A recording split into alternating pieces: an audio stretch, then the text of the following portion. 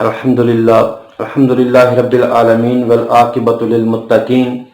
والصلاة والسلام علی سید الانبیاء والمرسلین اما بعد فاعوذ باللہ من الشیطان الرجیم بسم اللہ الرحمن الرحیم۔ بعد از حمد و صلوات آج 25 رمضان المبارک ہم ان 7 اشخاص کے حوالہ سے چند معروضات سننے سنانے کی سعادت حاصل کریں گے جن کے لیے اللہ کے نبی نے ارشاد فرمایا سبعۃ یظلھم اللہ تعالی یوم لا ظل الا ظلہ، کہ 7 اشخاص ایسے ہیں کہ جنہیں اللہ رب العزت اس دن اپنے عرش کا سایہ نصیب فرمائے گا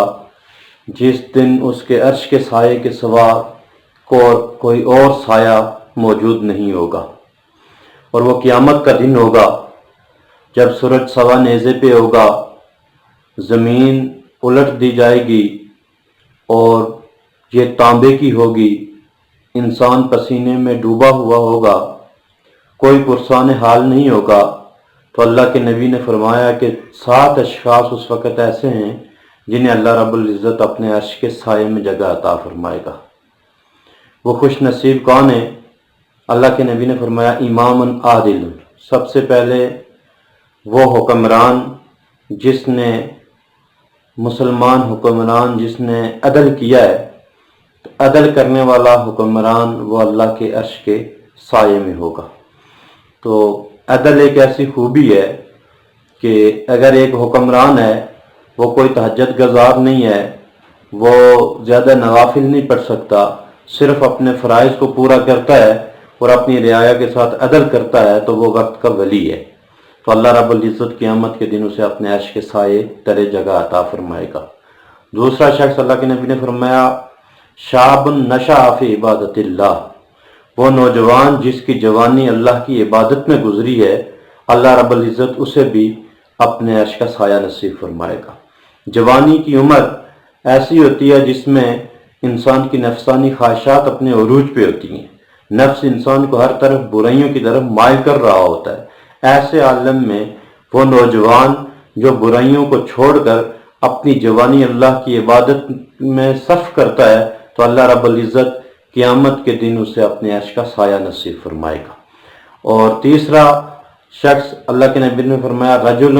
قلبہ معلق بالمسجد، وہ شخص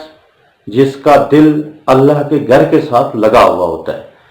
مسجد کے ساتھ معلق ہوتا ہے، نماز پڑھنے کے لیے جاتا ہے پھر بے چین رہتا ہے، کس وقت نماز کا وقت ہوگا دوبارہ مسجد میں جاؤں گا، اور اللہ کے گھر کے ساتھ اس کا ایک تعلق رہتا ہے، وہاں وہ بیٹھتا ہے، عبادت کرتا ہے، اللہ کے گھر کی صفائی کرتا ہے، اس کے ساتھ محبت کرتا ہے، تو اس شخص کو بھی اللہ رب العزت قیامت کے دن اپنے عرش کا سایہ نصیب فرمائے گا۔ اس کے علاوہ فرمایا رجلان تحابا فی اللہ، وہ 2 آدمی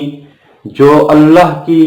ذات اللہ کی رضا کے لیے ایک دوسرے سے محبت کرتے ہیں، اللہ کی محبت میں ہی ایک دوسرے سے ملتے ہیں اور اللہ کی محبت میں ہی ایک دوسرے سے جدا ہوتے ہیں، ان کی آپس میں دوستی اور تعلق کا کوئی اور دنیاوی مقصد نہیں ہوتا، صرف اللہ کی ذات کی خاطر، اس کے رضا کی خاطر، اس کے دین کی خاطر ایک دوسرے سے محبت کرتے ہیں، تو اللہ رب العزت انہیں بھی اپنے عرش کا سایہ نصیب فرمائے گا۔ اور 5واں شخص اللہ کے نبی نے فرمایا رجل دعت امرأۃ ذات جمال و منصب فقال انی اخاف اللہ، وہ نوجوان کہ جسے حسب و نسب والی اور حسین و جمیل عورت کسی برائی کی طرف دعوت دیتی ہے اور وہ آگے سے یہ کہتا ہے کہ میں اللہ سے ڈرتا ہوں، اللہ کے خوف اور ڈر کی وجہ سے وہ برائی کا ارتکاب نہیں کرتا، تو اللہ رب العزت اسے بھی اپنے عرش کا سایہ نصیب فرمائے گا۔ 6واں وہ شخص اللہ کے نبی نے فرمایا رجل تصدق بصدقۃ حتی لا تعلم شمالہ ما تنفق یمینہ، کہ ایسا شخص جو اپنا صدقہ اس انداز سے کرتا ہے کہ اس کے بائیں ہاتھ کو خبر نہیں ہوتی کہ اس کے دائیں ہاتھ نے کیا خرچ کیا ہے، صرف اللہ کی رضا کی خاطر ریاکاری سے بچتے ہوئے اگر وہ اللہ کے راستے میں خرچ کرتا ہے، تو اللہ رب العزت اس شخص کو اپنے عرش کا سایہ نصیب فرمائے گا۔ تو صدقہ کرتے ہوئے اس بات کا خیال کرنا چاہیے کہ جب بھی ہم کسی غریب کو دیتے ہیں تو محض اس پر احسان جتلانے کے لیے نہیں، اسے احساس دلا کر نہیں، بلکہ اس انداز سے ہم اس کی مدد کریں کہ پھر اسے کوئی شرمندگی کا سامنا نہ کرنا پڑے۔ اور اس میں دو طرح کے صدقات ہوتے ہیں، ایک مثلا اللہ کا گھر بن رہا ہے، کوئی مدرسہ ہے، راستہ تعمیر ہو رہا ہے، فلاحی کام ہے، وہاں ترغیب کی خاطر آپ اعلانیہ صدقہ بھی کر سکتے ہیں۔ لیکن جب کسی غریب کو دے رہے ہیں، کسی یتیم کو، کسی بیوہ اور مسکین کو، تو وہاں پر یہ ضروری ہے کہ اس انداز سے، خفیہ انداز سے صدقہ کیا جائے کہ اس کی عزت نفس بھی محفوظ رہے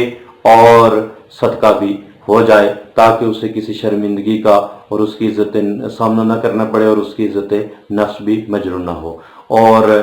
ساتواں وہ شخص، اللہ کے نبی نے فرمایا کہ وہ شخص جو تنہائی میں اللہ کا ذکر کرتا ہے،